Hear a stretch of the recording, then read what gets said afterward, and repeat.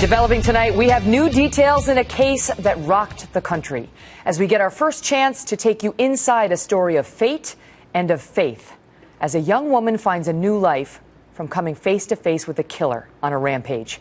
Welcome to our Kelly Files special, everyone, the Ashley Smith story. I'm Megyn Kelly.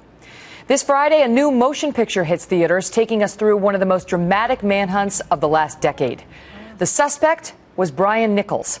He was on trial for rape at the Fulton County Courthouse when he overpowered and brutally beat a sheriff's deputy, managing to steal her gun in the process. Nichols would kill 2 more people before he left that courthouse, and 2 more while on the run. Then he crossed paths with Ashley Smith, a young woman and mother struggling with the demons of drug addiction. For 7 hours, he held Smith hostage in her own apartment, an ordeal that would remarkably change both of their lives forever.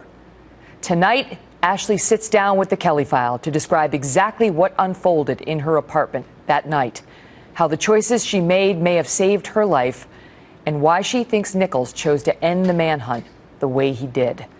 We will also hear from Geraldo Rivera, who was right there in the middle of the story for the final standoff in Atlanta. Plus, we'll speak with Tony Perkins about what Ashley calls her story of redemption. But first, Trace Gallagher takes us back to that dramatic day. Trace?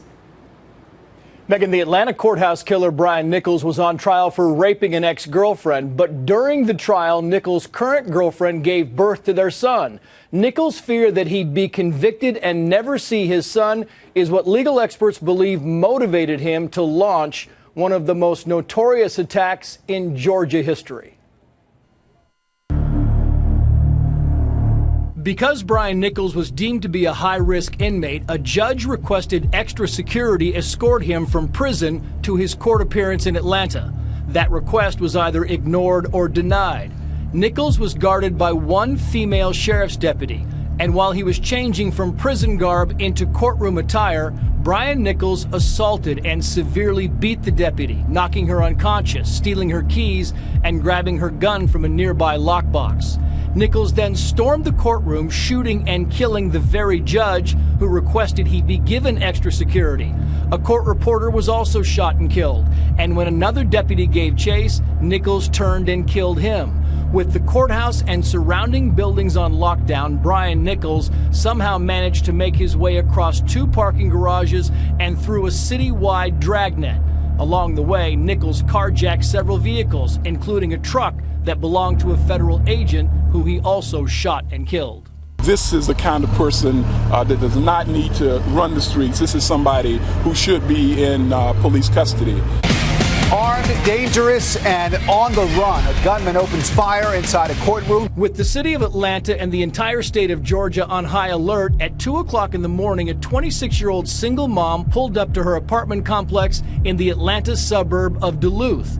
Ashley Smith recalls seeing a man sitting behind the wheel of a pickup truck near the entrance to her apartment. As she unlocked her front door, Brian Nichols forced her inside at gunpoint. He then tied her up with tape and electrical cord. She recalls thinking she'd either be raped, killed, or both. And at the time, she thought she'd brought it upon herself. Smith was a years-long drug addict. Her husband was killed by a drug dealer. She'd been kicked out of her home, institutionalized, even lost custody of her daughter.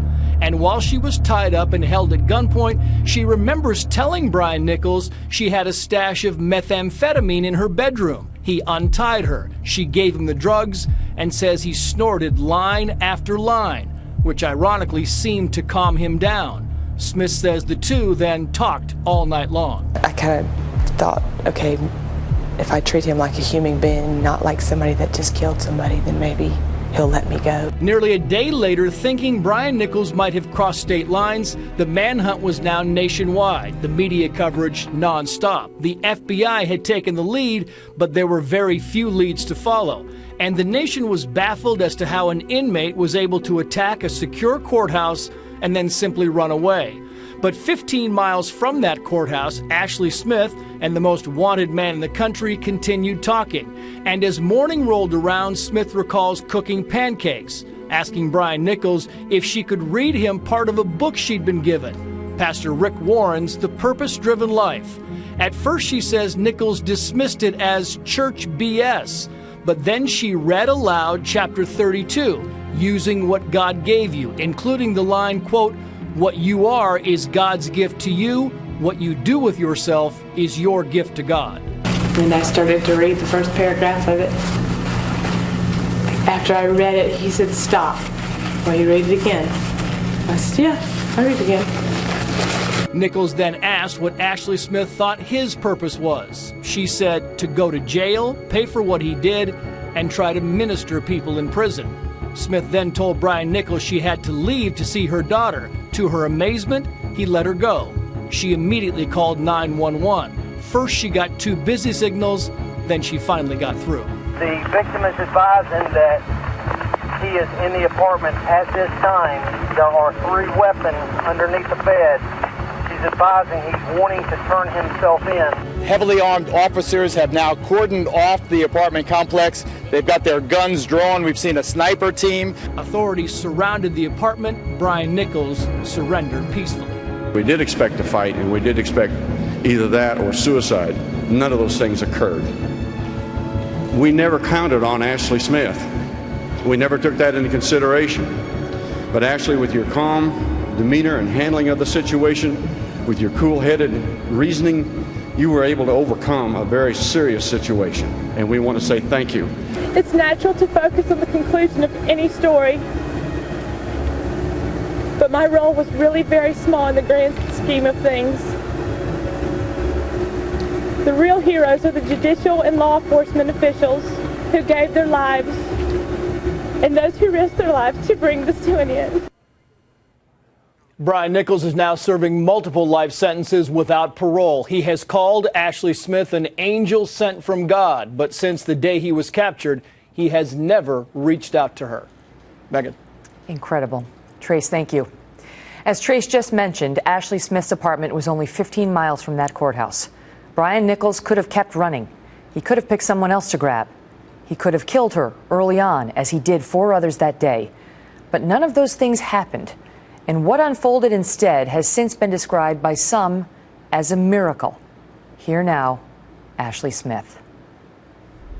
Take us back to that day in March of 2005. I remember covering the story on Fox News as a young reporter at the time. You saw news reports that day of what Brian Nichols, who was in court being accused of rape, not murder. He had no murder rap sheet, being accused of rape. You saw news reports of what he had done that morning. And what did you think? Well, I didn't see very much. I just saw his mugshot. To be quite honest with you, I wasn't paying a whole lot of attention. And, you know, I look back on it today and I realize why I wasn't paying attention. It was just the power of God. He was protecting me from what he knew I was going to go through. But what I did know was, you know, briefly what he looked like, basically, and what he had done, yes. What had happened in that courtroom that morning was he had killed the sheriff's deputy who was guarding him, a female officer, taken her gun, gone into the courtroom, shot and killed the judge, shot and killed the court reporter, and then ran and got out and was killed and killed 2 more law enforcement officers who were pursuing him. Later that night, he wound up at your house. You went out to buy cigarettes late at night, around 2 a.m.? Yes. You come back to your house, what happens? Well, I noticed a truck with a person in it pulling up when I left, but as you said, it was very brief. I was gone about 5 minutes, and when I came back, I noticed he was still sitting in the truck.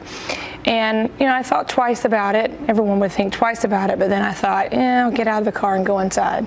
So that's exactly what I did. I got out of the car. I started to walk towards my apartment, and then I heard him get out of his car. It's that moment that so many of us fear, where you hear the footsteps coming up behind you. Yep. You don't know what to do, right? And he got you. Well, at this point, I couldn't turn back. It was either door to the apartment or turn around and face him. So I unlocked the door and turned around, and he was right there, pointing the gun right at me. And what happened? Did he lay hands on you at that moment? I immediately started to scream, and he came at me very quickly, put his hand over my mouth, and said, "Shut up. If you be quiet, I won't hurt you." And he basically just grabbed me, pulled me inside, and locked the door. Did you know at that moment who it was? No, I did not know that it was Brian Nichols at first. So he brings you into your bathtub. Is that where he brought you first? Yes. And tell the viewers what happened. Well, he took me in the bathroom. There was no windows or anything in there, so he told me to sit in the bathroom. He started to walk around the house. I heard him walking around the house, and he came back and he had some tape and an extension cord and different things, and that's when he tied me up, bound my feet and my arms, and just tied me up.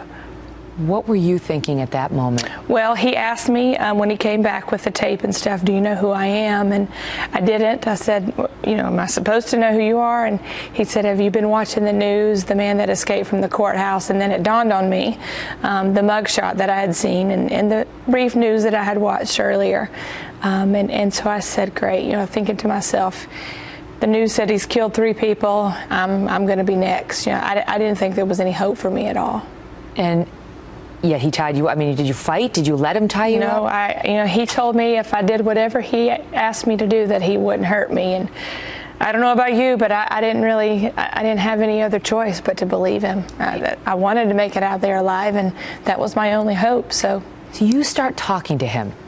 I mean, your words and your faith turned out to be your savior. Yes. And you start talking to him. Did you have an instinct that there was the opportunity to form a bond with him?